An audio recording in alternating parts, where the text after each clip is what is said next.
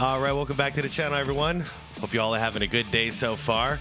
I was thinking after I did that video covering Reggie Miller, there's a lot of people that I am missing out on. And first guy that came to my mind was Dominique, the human highlight film, Wilkins.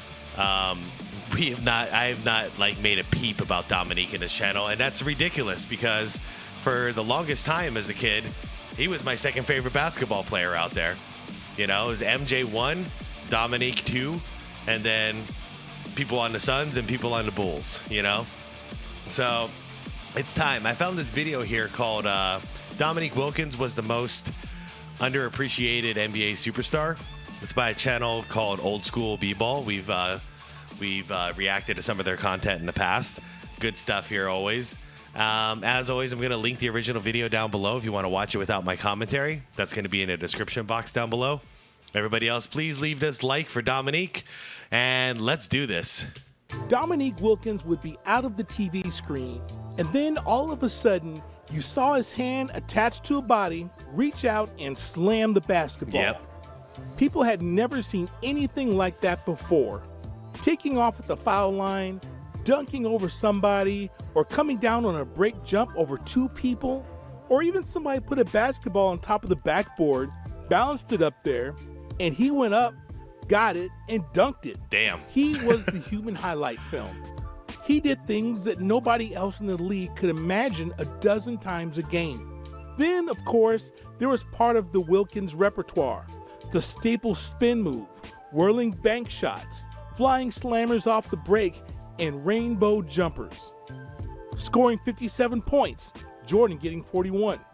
Yeah, I remember that. Game 7 in Boston Garden against Bird, Wilkins getting 47, but Hawks falling a basket short. Or the playoff game against Indiana, scored 50 without a single dunk. Impossible baseline hook he flung over Kevin McHale to clinch the double overtime victory over the Celtics while scoring 54.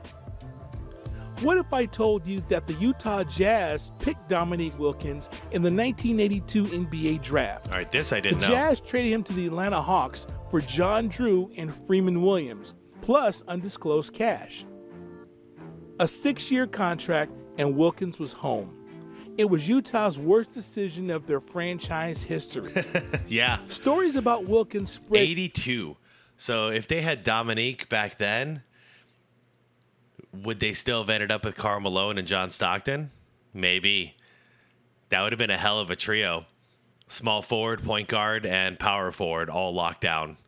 Now you just need a good shooting guard and maybe a center and game over. Yeah. Most memorable thing about Dominique is the amount of freaking force he used every single time he dunked the ball.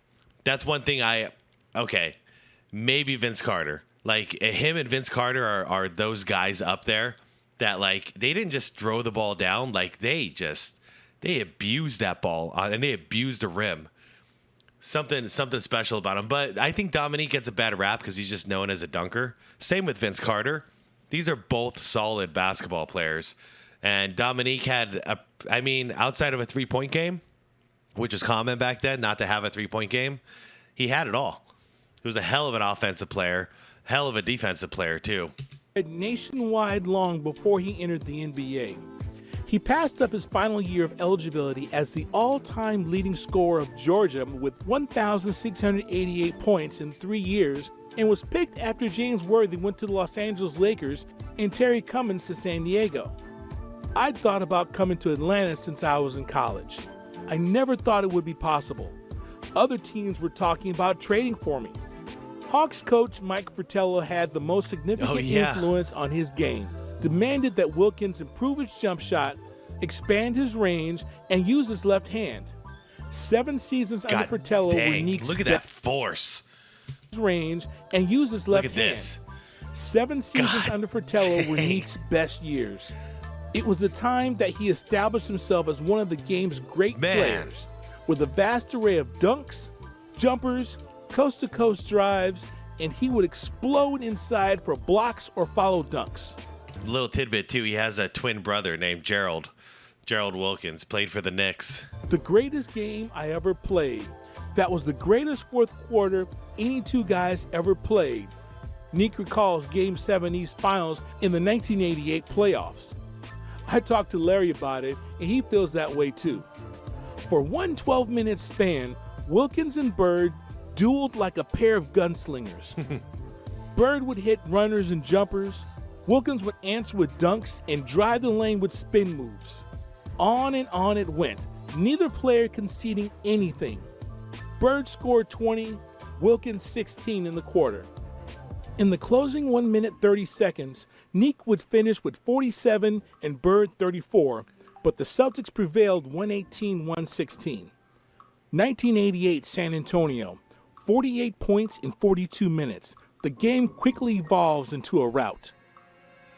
1986 New Jersey, he quickly emerged as a premier scorer, 57 points, 25 by halftime, add 16 in the third quarter and 16 in the fourth. 1986 Chicago, 57 versus Jordan, 30 points by halftime in a prelude to Wilkins-Bird duel. 1986 Game 2 of the playoffs against Detroit, he scores 50, 17 in the third quarter. In the crucial minutes, guarded by Joe Dumars, he repeatedly posts him up, dunks over him, exploits Dumars with spin moves. Oh, that's a hard shot. After an emotionally charged press conference in April 1990, Fratello announced his resignation, and Wilkins' evolution as a player continued under Bob Weiss, who was the opposite character of Fratello. A ruptured Achilles tendon. Bob Weiss, tell me this guy doesn't look like he helped found Microsoft or something. Like he looks like that guy. Opposite character of Fratello. A ruptured Achilles tendon threatened his career in January 1992. Oh yeah, I remember this. A 6-month break. A lot of people thought he'd never come back. He won't be able to do his moves. Instead, he worked harder in the 1992 summer and came to training camp in great shape. Because he was in the best condition of his career, he responded to critics many believe was his best season and MVP candidate. He thought that he never got the credit that he deserved as one of the league's superstars because he had been perceived as one-dimensional and hadn't won an NBA championship. Yep, that was it. I was part of the problem. We were all kind of part of the problem. But to be fair, we did that to Jordan too in his early years. It was until he became a champion, and especially when he made his comeback after his first retirement. And we saw he's much more than just a dunker. Dominique, unfortunately, we labeled him as just an awesome dunker, the human highlight film. In fact, it was in his name. So nobody really took the rest of his game too seriously. I'm sure if there's anybody watching from Atlanta, you're in the comments already, like pissed off at me for saying it. But I'm just saying, out in the desert here in Arizona, like we saw the highlights, man. We didn't get to see a lot of Atlanta Hawks games, so I didn't know exactly what he was all about. But even just his fancy dunking, that was enough for me to be a huge fan. In his last year with the Hawks, they said his productivity was down, but it was for the team's betterment. The Hawks were having a great year. His best season in terms of the chemistry and road to the championship was under Lenny Wilkins, his last season in Atlanta. The Hawks this time would challenge New York and Chicago for the Eastern Conference title. They were worth watching as long as Neek was on the Hawks roster, but a trade happened the same year. Yeah, where'd he go? He was Clippers. bitter and angry over the Hawks' decision to trade him to the Clippers. Yeah, I was sad to see him go too. Like, I saw him as a Hawk for life. And then what? I think he went to Boston after this too. He suspected a trade was in the works, but instead, the Hawks front office was not honest with him.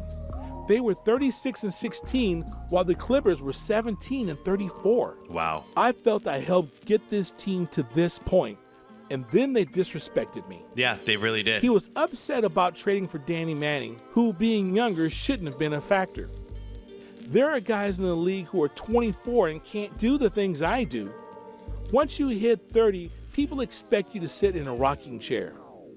The Hawks fans were unsure how to watch their team without Dominique Wilkins. There's Dennis Rodman right there.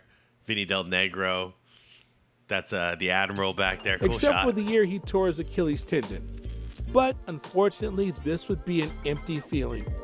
When he came back home with the Clippers uniform, he put up the kind of numbers that Atlanta fans frequently saw during his 12 years with the Hawks. 36 points as his team clipped his ex-team's 4-game winning streak with a 97-94 upset. You play harder against your friends than your enemies. When you get traded, there's nobody you would rather beat than your buddies who you used to play with. Fair enough. This was special.